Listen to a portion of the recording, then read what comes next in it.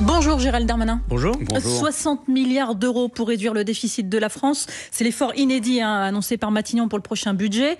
Des milliards d'économies imposées, vu le bilan que vous avez laissé avec vos collègues, donc Gabriel Attal. Le Premier ministre l'a bien fait remarquer à l'Assemblée. Ce sera 2/3 de l'effort sur la maîtrise de la dépense publique et ce sera difficile. Et Monsieur Attal, je serai très attentif à vos propositions d'économies supplémentaires. Très attentif. Pour faire face à un déficit que j'ai trouvé en arrivant. Voilà. Ce gros tacle, il est de bonne guerre ? Non, ce n'était pas nécessaire de la part du Premier ministre. Surtout qu'il n'a pas répondu sur le même ton à Madame Le Pen. C'est dommage, parce que là, on est là pour construire ensemble. Il faut que ça marche, le gouvernement de Michel Barnier. Mais il faut que ça marche en se respectant. Et là, en l'occurrence, vous connaissez des différences que j'ai pu avoir avec Gabriel Attal, mais il a été un Premier ministre courageux. Et en tant que ministre de l'Intérieur, je peux dire qu'il a fait des économies, il a annulé des crédits. Et puis surtout, il a fait des réformes. Et je regrette que le Premier ministre Michel Barnier, pour l'instant, ne les reprenne pas. Par exemple, la réforme de l'assurance chômage. Donc, dans la vie, il ne faut pas simplement faire des économies par principe de faire des économies. Bien sûr qu'il faut en faire. Et bien sûr qu'il faut que nous en proposions. Mais on en proposait une qui est la réforme de l'assurance chômage. On sait tous que la dépense principale dans notre pays, c'est la dépense sociale. Et le Premier ministre ne la reprend pas. C'est dommage. Vous dites qu'il a visé Gabriel Attal, mais il vous a aussi visé en faisant cette réflexion, puisque vous avez passé 3 ans au compte public, 4 au ministère de l'Intérieur, mais 3 au compte public. Ce bilan des finances publiques, c'est aussi le vôtre ? Moi, le bilan que j'ai pu porter au compte public, sous l'autorité d'Édouard Philippe à l'époque, est bon. Le déficit a baissé. En tant que ministre des Comptes publics, j'ai sorti la France du déficit de procédure excessif. On rappelle que vous êtes sorti vraiment au milieu de la crise Covid. Attendez, pendant 3 ans, moi quand je suis arrivé, c'était François Hollande qui était en responsabilité. D'accord ? Pendant 3 ans, on a baissé les impôts, on a baissé les dépenses, on a baissé la dette et on a sorti la France de déficit excessif. On a fait des réformes importantes, la réforme du travail. Personnellement, j'ai fait la réforme de l'impôt à la source, des milliers d'emplois supprimés à Bercy. Je me rappelle des manifestations et des contestations. J'ai baissé les crédits militaires. Rappelez-vous les aides au logement. Et j'ai su faire, avec Édouard Philippe, des économies. Donc, pas de leçon. On a su le faire. Voilà. Et il faut bien voir les choses. Il y a eu une crise Covid, puis ensuite la guerre en Ukraine. Ensuite, qu'il faille aujourd'hui rétablir des comptes publics. Mais chacun est d'accord. On est tous d'accord pour réduire les comptes publics. Mais là où je ne suis pas d'accord avec le Premier ministre dans sa déclaration de politique générale, c'est la trajectoire budgétaire. C'est un petit peu compliqué, mais annoncer 60 milliards, ça se discute. Aujourd'hui, il veut absolument faire 3% en 2029 de déficit. Il veut absolument faire 5% de déficit l'année prochaine. Au départ, ça devait être 2027. On peut toujours en discuter. Parce que vous savez, ce qui compte, c'est aussi les réformes que nous faisons. Pour que les taux d'intérêt n'augmentent pas. Pour que la Commission européenne accepte notre budget. Pour que la Cour des comptes nous donne des satisfecits. Il ne faut pas simplement des recettes et des dépenses. Il faut aussi expliquer ce qu'on va faire du pays. Nous, on a fait la réforme des retraites. Je rappelle que les LR ne l'ont pas tous voté. Ils ne nous ont pas soutenus au moment où on a fait la réforme difficile. Une vingtaine oui, voilà, il faut dire la vérité des choses. On a fait une réforme par 2 fois du travail, ce qui fait qu'on est aujourd'hui à un chômage le plus bas historiquement depuis 40 ans dans notre pays. On peut quand même s'en réjouir. On a fait des réformes de structure, je les ai évoquées, notamment d'administration, l'impôt à la source, qui n'était pas si facile à faire que ça. Ce qui a manqué dans le discours de politique générale du Premier ministre, qui était un bon discours, c'était les réformes qu'il allait faire. Il faut qu'il nous explique les réformes. Il dit qu'il veut travailler avec vous, avec les parlementaires. Il dit qu'il faut... Mais reprenons la réforme de l'assurance chômage.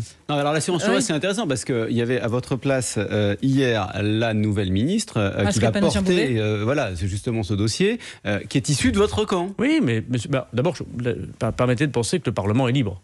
Et en l'occurrence, dans le Parlement, je suis libre. C'est-à-dire que moi, je me suis engagé dans les électeurs de Tourcoing et de ma circonscription, pas d'augmentation d'impôts. Je ne voterai aucune augmentation d'impôts. C'est-à-dire, attendez, parce que là, il y a 20 milliards qui sont prévus. Oui, mais je ne voterai pas d'augmentation d'impôts. Pour l'instant, le budget... que vous ne voterez pas le budget. Pour l'instant, le budget tel qu'il est annoncé me paraît inacceptable, en effet. Pourquoi ? Donc ça veut dire quoi ? Ça veut dire que vous êtes dans l'opposition ? Ça veut dire qu'on va avoir un débat parlementaire. Vous savez, le pouvoir est désormais au Parlement. Le gouvernement fait une proposition, c'est normal, et le Parlement va débattre. C'est pour ça qu'on a été élus. Bon, qu'est-ce qui se passe ? Il y a au moins 4 augmentations d'impôts. La première, c'est très important pour nous, parce que ça devient contraire à ce que nous avons fait depuis très longtemps, c'est la suppression des allègements de charges. Ça veut dire pour quoi ? Les entreprises. Ça veut dire quoi ? Ça veut dire une augmentation du coût du travail. C'est-à-dire que vous embauchez plus cher quelqu'un. Ça veut dire quoi ? Ça veut dire que c'est plus difficile d'embaucher quelqu'un. C'est-à-dire que pour la PME de Tourcoing, c'est plus facile d'embaucher quelqu'un qui attend d'être embauché. Ça veut dire que le chômage va réaugmenter si on continue une politique comme ça. C'est le contraire de ce qu'on a fait. Moi, je suis contre ça. Le deuxième sujet, c'était l'augmentation de l'impôt sur les sociétés. Alors là, il faut bien savoir que nous sommes dans le niveau de l'impôt sur les sociétés de François Hollande. On retourne à l'ère socialiste de François Hollande quand on évoque une taxe, alors j'ai bien compris qu'elle était exceptionnelle, oui, attendez, on y revient, qui correspond à plus de la moitié pourtant de la baisse d'impôt que nous avions faite. Et c'est très embêtant parce que ça ne peut pas être temporaire. De même qu'il y a 15 jours, je vous ai dit qu'on allait augmenter les impôts, on a dit que c'était pas vrai, et finalement c'est vrai. Je constate que j'ai donc dit la vérité il y a 15 jours. Il n'y aura pas de taxe temporaire, ce sera une taxe pérenne. Et on en reparlera parce qu'on ne peut pas tenir la trajectoire évoquée par le Premier ministre sans une augmentation pérenne d'impôts. Et ça, je pense que l'augmentation pérenne de l'impôt sur les sociétés, c'est terrible pour notre attractivité. Ça veut dire quoi? Quand une entreprise qui sera concernée par cette augmentation fera 3 € de chiffre d'affaires, il y aura 1 € qui ira à l'État. C'est 40 centimes de plus que les pays qui nous entourent. Mais Gérald Darmanin, qu'est-ce que vous êtes en train de nous expliquer là ce matin? Ça veut dire que toutes les propositions d'économie, notamment dans les impôts, non, ça c'est les impôts. Dans les hausses d'impôts proposées, ce que vous êtes en train de nous dire ce matin, c'est que les hausses d'impôts proposées ce matin par Matignon, par le gouvernement, dont les ministres à Bercy sont les vôtres, ce sont les macronistes, c'est une mauvaise, vous n'allez pas les voter. Oui, je ne voterai pas d'augmentation d'impôts, c'est une mauvaise direction, c'est la direction François Hollande. Je préférais la direction Emmanuel Macron. Mais ça, c'est à titre personnel ou c'est tout votre groupe? Mais on en discutera, en tout cas on est plusieurs à penser ça. En tout cas, on l'a dit, à côté de Gabriel Attal, qui est le patron du groupe. Attendez, je peux être libre, ça vous dérange pas que je sois libre et réélu dans ma circonscription. Et je vous dis pourquoi les choses, parce que on aurait un retour en arrière vers François Hollande là. Ça c'est très inquiétant parce que ça va créer le chômage de demain. Moi, je n'ai rien contre le fait qu'on augmente, qu'on corrige des comportements égoïstes des capitalistes. La correction fiscale, j'ai toujours été favorable à ça. Je suis pour l'emploi. Mais la création d'impôts supplémentaires, c'est le chômage de demain. Ça va concerner le 0,3% pour des ménages. C'est ce que dit ce matin le ministre du Budget. Oui, mais il y a 4 Ceux qui gagnent 500 000 € à 2 sans enfants. Ne confondons pas. C'est pas de la justice fiscale, ça? Ne confondons pas. Une proposition d'impôt, j'ai bien compris qu'il y avait une forme de vouloir remettre une forme d'ISF pour les plus fortunés. On peut toujours en discuter, même là je ne suis pas très d'accord, puisque l'argent des plus riches, il doit aller dans l'économie, il ne doit pas aller dans les caisses publiques. Mais on peut toujours discuter des corrections fiscales. Après, il y a le tarif de l'électricité qui va augmenter. On l'avait même imaginé, nous, et c'était une mauvaise manière. Vous-même, vous l'avez annoncé. Et c'était une mauvaise manière. Il y a des suppressions d'allègements de charges, c'est-à-dire l'augmentation du coût de travail pour les entreprises. Ça, c'est du chômage en plus. Et l'impôt sur les sociétés, c'est du chômage en plus. Ce qui est important, c'est lutter pour l'emploi et pour que les gens travaillent dans de bonnes conditions avec du pouvoir d'achat. Pas d'avoir de l'idéologie fiscale. Parce que si vous augmentez les impôts, et que par ailleurs, vous décalez les retraites, et que par ailleurs, vous dépensez moins, vous allez casser la machine économique. Donc il est urgent désormais que nous voyions le projet de loi de finances que nous propose le gouvernement, et on va en discuter. Et en tant que parlementaire... Au point où on en est, Gérald Darmanin, on voit bien sur quoi vous n'êtes pas d'accord, sur ce budget. Il y a des points d'accord. Mais ça fait 7 ans qu'on ne fait pas d'impôts. Il y a des points d'accord ou pas? Mais bien sûr qu'il y a des points d'accord. Quand on fait des économies, on est tout à fait d'accord pour le faire. Ça veut dire que l'effort d'économie doit être encore plus important. Non, c'est-à-dire que d'abord, je ne dis pas qu'il faut faire 60 milliards cette année. On peut discuter de ce chiffre, ce que je vous disais. Discutons d'abord de la trajectoire. On a l'impression qu'on nous donne ça pour dire c'est comme ça, puis c'est tout. Ben non, on a changé d'époque. Le Parlement va décider de la trajectoire. C'est pas forcément 60 milliards et puis c'est tout. C'est pas forcément 5% de déficit l'année prochaine. On a changé d'époque aussi parce que pour la première fois depuis très longtemps, la France emprunte plus cher que certains pays d'Europe du Sud, le Portugal, l'Espagne. Mais vous avez tout à fait raison. Quand j'étais ministre des Comptes publics, on empruntait même à taux négatif. Vous avez raison, notre pays se dégrade d'un point de vue de ses ratios budgétaires. Mais ce n'est pas en augmentant les impôts que vous allez rétablir la confiance dans notre économie. Vous allez rétablir la confiance dans notre économie lorsque vous direz au marché, aux prêteurs, à Bruxelles, qu'on va faire des réformes. Quelles sont les réformes que propose Michel Barnier? Nous, on a fait la réforme des retraites. Elle était difficile. On avait proposé la réforme de l'assurance chômage. Elle était difficile. Je regrette qu'elle ne soit pas reprise. On a fait la réforme du Code du travail avec Mme Pénicaud. On a fait l'impôt à la source. On a multiplié les réformes. Parfois, la fiscalité écologique, ça a créé les gilets jaunes. C'est vrai que c'est difficile. Parfois, nous avons fait des erreurs. Mais au moins, nous étions le parti de la baisse des impôts, de la baisse du chômage et des réformes. Là, si on ne fait pas de réformes, nous allons être sur une pente douce, peut-être, difficile, parce que vous avez vu que déjà les retraités voient, contrairement à ce qu'ont dit les LR, moi ce qui m'inquiète... La revalorisation va être décalée de 6 mois. Oui, moi je suis prêt à soutenir d'ailleurs ce genre de proposition. Je regrette que le Premier ministre ne l'ait pas dit en discours de politique générale, et qu'on l'ait appris le lendemain, c'était pas une bonne politesse. Mais je suis prêt à soutenir ça, parce qu'en effet, c'est les dépenses sociales qui sont les plus importantes dans notre pays. Mais ce que je veux vous dire, c'est que les LR, c'est quand même bizarre que les LR soient le premier parti qui veut désormais augmenter les impôts, décaler les retraites. Mais ça, ils disent que c'est à cause de vous. Vous avez laissé l'état des finances publiques. Monsieur Wauquiez, qui est désormais dans la même majorité que moi, et je m'en félicite, puisque ça fait 7 ans que je leur disais de nous rejoindre. Vous êtes dans la même majorité, parce que depuis tout à l'heure, on a du mal à comprendre si vous êtes vraiment ensemble, là. Écoutez, moi, ce que je veux vous dire, c'est que les LR, ça ne peut pas être le parti qui augmente les impôts. Et aujourd'hui, c'est le parti qui augmente les impôts. Et je le regrette. Donc, le budget sera présenté par le Premier ministre et nous allons le discuter. Et moi, je me sens libre dans mes votes. Et ma ligne est assez claire. Oui aux économies. Bien évidemment, reprenons des réformes difficiles comme l'assurance chômage, par exemple. Travaillons davantage. Remettons en cause les 35 heures. Ça, c'est une question intéressante. Comment on crée de la croissance? Comment on crée des cotisations? Comment on crée de la richesse en travaillant davantage? Ça, c'est une différence fondamentale que nous avons avec le nouveau Fonds populaire, avec la gauche. Et ça, il faut savoir le dire et le redire. Mais n'augmentons pas les impôts. Nous allons créer du chômage supplémentaire. On rappelle quand même à nos auditeurs que sous la 5e République, ne pas voter le budget, c'est être dans l'opposition. Mais attendez, on ne connaît même pas encore ce budget. On ne le connaît même pas encore. On va en discuter du budget. Si ça ne sert à rien d'être député, c'est pas la peine. Moi, je quitte mon mandat de député, je vais dire aux électeurs de Tourcoing, vous savez quoi, c'est comme ça et puis c'est tout, on s'en va. Je suis député, je contrôle l'action du gouvernement. Je sais que c'est dur d'être au gouvernement, j'y ai été 7 ans. On n'a pas tout fait bien. D'ailleurs, on a été battus aux élections. Quelques-uns ont été réélus, mais majoritairement, nous n'avons pas souhaité, les Français n'ont pas souhaité qu'on continue comme ça. Ce que je veux vous dire, c'est que la grande réussite du président de la République, et notre grande réussite, malgré tout le monde le sait, c'est la baisse du chômage. C'est incontestable. Nous avons rendu le pays pro-business, nous avons rendu le pays le plus attractif d'Europe pour les investissements étrangers, et nous avons réussi à baisser le chômage. À Tourcoing, on est passé de 18% de taux de chômage quand je suis devenu maire en 2014 à 11% aujourd'hui. Des milliers de familles qui ont retrouvé un boulot. Je ne vais pas casser ce travail économique que nous avons fait. Une dette qui a explosé, Gérald Darmanin. La dette, elle a explosé. C'est votre bilan, ça aussi. D'abord, le plus important, c'est l'emploi des gens. La financiarisation, c'est très sympathique. On peut en discuter comme ça. Moi, ce qui m'intéresse dans les permanences que j'aurai encore lundi dans ma commune, c'est est-ce que les gens ont du boulot. Ça m'intéresse. Et quand les gens ont du boulot, ils consomment. Ils achètent des maisons, ils achètent des voitures, ils mettent leurs enfants dans des écoles le mieux possible. C'est pas un fardeau justement pour les enfants qui sont aujourd'hui dans les écoles, la dette? Mais bien sûr, il faut faire des économies. Je ne dis pas le contraire. Je vous dis par exemple, faisons la réforme de l'assurance chômage. Pourquoi nous on la reprend pas?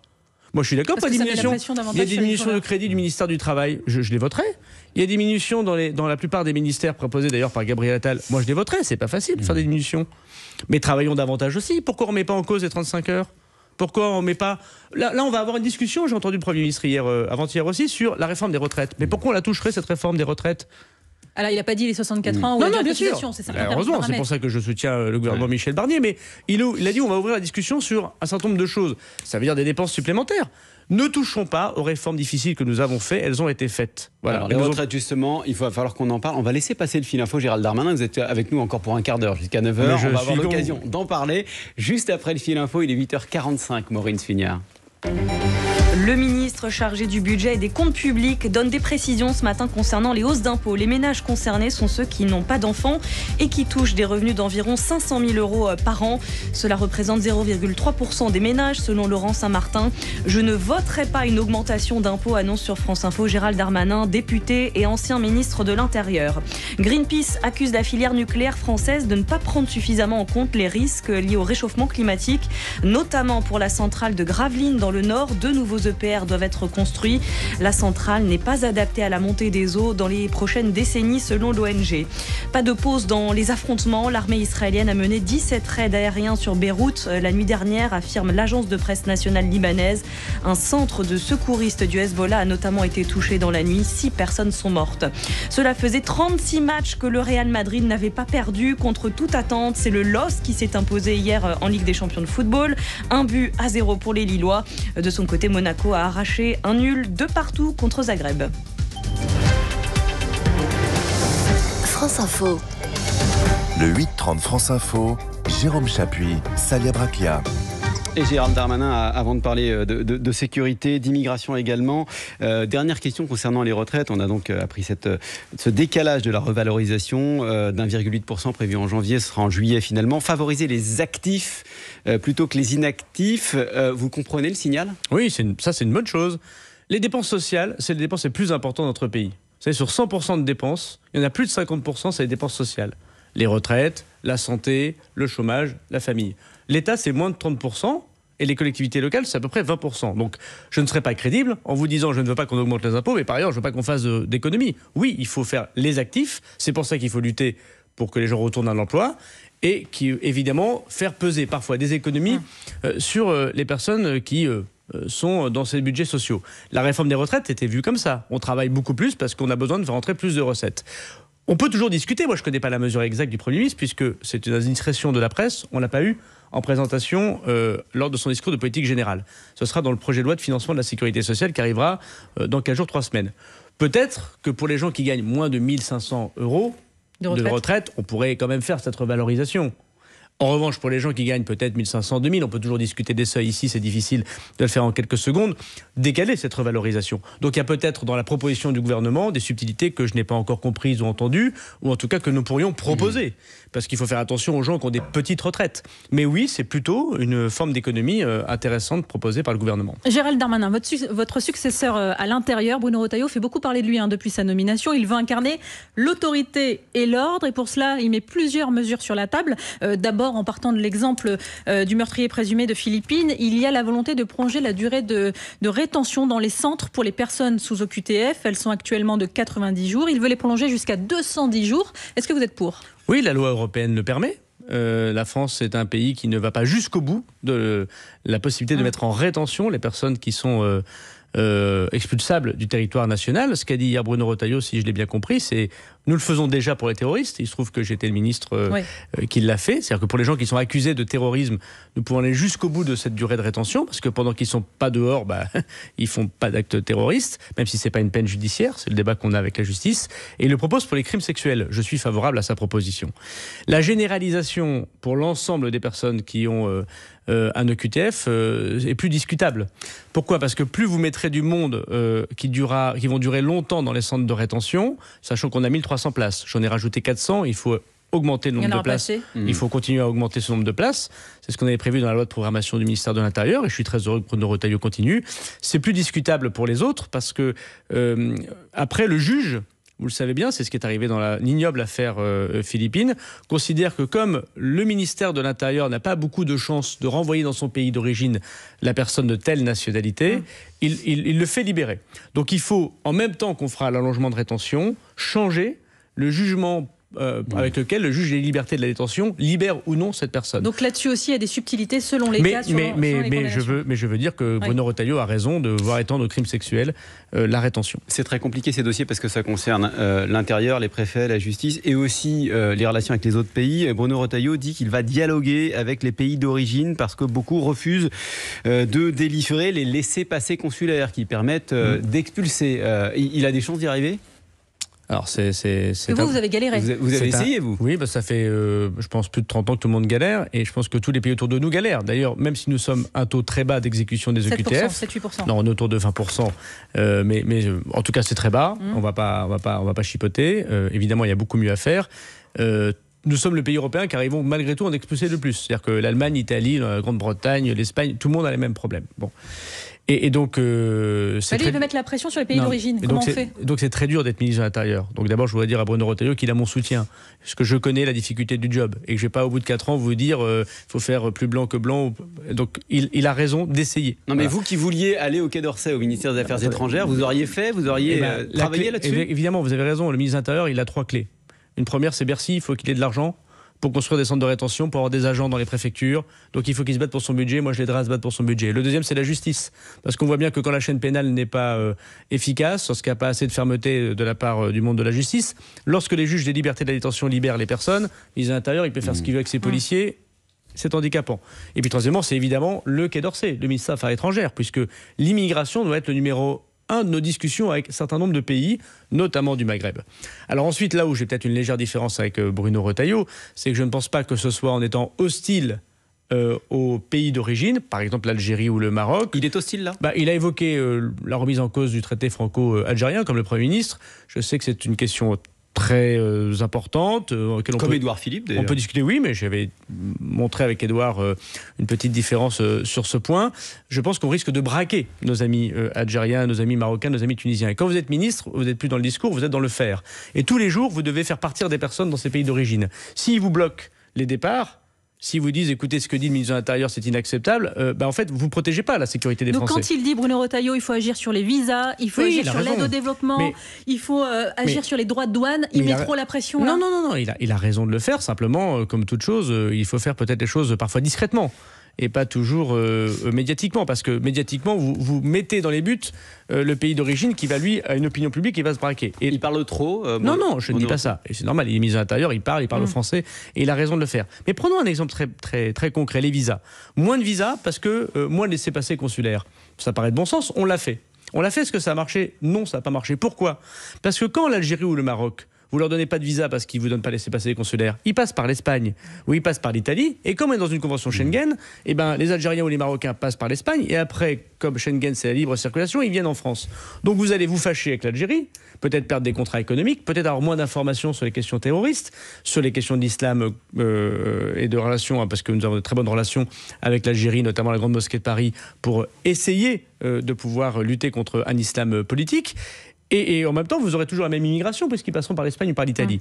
Donc il y a des solutions, et moi je suis d'accord sur l'aide au développement. Je pense que la proposition de Bruno Retailleau sur l'aide au développement est sans doute la meilleure. On ne peut pas avoir des pays que nous aidons avec du développement par le ministère des Affaires étrangères, par l'AFD, l'Agence France Développement, et par ailleurs qui nous disent non lorsqu'on leur demande de laisser passer consulaires. Donc il y avait dans la loi immigration une sorte de conditionnement de l'aide au développement par rapport à la politique migratoire. Je pense que Bruno Retailleau devrait le reprendre et je le soutiendrai. Toujours sur l'immigration, en ce qui concerne Mayotte en particulier, Bruno Retailleau est plus direct aussi. Il annonce des vols groupés pour reconduire les immigrés de Mayotte originaires de la République démocratique du Congo. Mais il a raison, on l'a déjà fait. En fait, ça se fait souvent. Et donc, je suis heureux qu'il continue cela, puisque... en fait, c'est la politique du charter. Non, mais c'est pas du charter. C'est des avions qui repartent avec des personnes qui n'ont rien à voir sur le territoire national, parce que Mayotte, c'est la France. Donc, il a raison, Bruno Retailleau, mais ça se fait déjà. À Mayotte, la situation, c'est à la fois des personnes qui viennent des Comores, donc là, ils ne sont pas concernés par ce que dit Bruno Retailleau, et c'est l'essentiel de l'immigration irrégulière. Bon, et ensuite, il y a des gens qui viennent de l'Afrique des Grands Lacs. La difficulté de l'Afrique des Grands Lacs, c'est que les gens viennent demander l'asile à Mayotte. Et vous ne pouvez pas renvoyer des demandeurs d'asile par charter en République démocratique du Congo. Il faut d'abord leur dire non. Oui. Et donc, l'une des difficultés, peut-être, c'est que le temps est trop long. Donc, il faut désormais que Bruno Retailleau applique la loi immigration que nous d'ailleurs voté ensemble, on l'a élaborée ensemble, parce qu'elle prévoit la division par 3 du temps pour avoir son asile, oui ou non, et donc pour envoyer les personnes dans les pays d'origine. Vous avez dit que quand on est ministre de l'Intérieur, il ne faut pas être ministre des policiers, mais ministre de la police et des Français. C'est le contraire. J'ai dit qu'il ne fait pas être le ministre de la police, mais il fait le ministre des policiers. Oui. Bien, alors allons-y. Est-ce que quand Bruno Retailleau dit qu'il veut instaurer la présomption d'innocence pour les policiers, il est surtout ministre des policiers ? De la police. Mais je ne comprends pas, moi, trop ce débat. Il y a une présomption d'innocence aujourd'hui pour les policiers et les gendarmes. Je ne pense pas qu'il faille revenir là-dessus. En revanche, il faut revenir sur le fait qu'un policier ou un gendarme soit mis en garde à vue. C'est ce qui se passe. Imaginons ce matin, on apprend qu'un policier va tirer sur quelqu'un qui est armé d'un couteau et qui est allé attaquer une jeune femme dans la rue. Si le policier tire et tue cette personne, 9 chances sur 10 qu'il soit mis en garde à vue. Le policier, pour expliquer ce qu'il fait. Alors je sais bien qu'on m'expliquera que le garde à vue, c'est pas une condamnation et que c'est un endroit où l'avocat peut venir et que c'est plus protecteur des libertés. Enfin, c'est très insultant pour le policier. Donc moi je suis et je pense que Bruno Retailleau devrait aller sur ce point. Je pense que les syndicats de police sont très favorables à cela. Je suis pour que quand un policier ou un gendarme, dans l'exercice de ses fonctions, évidemment pas en dehors de ses fonctions, utilise son arme administrative pour pouvoir arrêter quelqu'un qui manifestement va commettre un attentat ou un crime, évidemment qu'il doit plutôt être félicité que mis en garde à vue. Là aussi, quand même, il faut créer des nuances en fonction du fait en question. Je pense créer de la nuance. Je vous dis qu'il ne faut pas revenir sur la présomption d'innocence par principe, parce qu'il peut y avoir des gens qui font n'importe quoi. Il en existe aussi chez les policiers et gendarmes, très peu, mais il y en a comme partout, comme chez les journalistes, comme chez les boulangers, comme chez les politiques, comme chez les gardiens de phare. Mais il faut éviter la garde à vue, il faut empêcher la garde à vue ou la détention provisoire du policier ou du gendarme qui n'a fait que son travail. Je pense qu'on le doit aux hommes de loi. Vous savez, c'est ce que j'ai fait à Rouen quand ce jeune policier a tué celui qui mettait feu à la synagogue de Rouen. Je suis allé le jour même à Rouen et je l'ai décoré. Voilà, devant le procureur de la République, pour bien montrer que pour moi, pour nous, l'important c'était que le policier fasse son travail et pas qu'il s'explique de son travail. Gérald Darmanin, Populaire, c'est le nom de votre mouvement de réflexion. Pourquoi c'est en quittant le pouvoir que vous vous rendez compte que vous étiez déconnecté, que vous avez oublié les classes populaires ? Alors moi personnellement, je ne pense pas les avoir oubliés. Ils m'ont réélu dans ma circonscription que chacun connaît très, très populaire justement. Mais d'abord, on a perdu les élections. Bon, quand on a perdu 2 élections, les européennes, puis les législatives, on ne peut pas faire comme si rien ne s'était passé, puis que juste notre bilan était formidable. Parce que là, les Français vont nous regarder en disant ils n'ont pas compris, ces gens. Bon. Donc c'est normal que quand on a perdu, on réfléchisse pourquoi on a perdu. c'est sain. Est-ce qu'on a des bonnes réponses après? Ça, c'est une autre question. Donc c'est normal que quand on n'est plus au pouvoir, on essaie d'expliquer pourquoi nous avons perdu. Et deuxièmement, quand vous êtes ministre, moi j'ai eu l'immense honneur d'être ministre du budget, vous l'avez dit, puis de l'Intérieur, vous n'avez pas forcément le temps d'être dans la réflexion.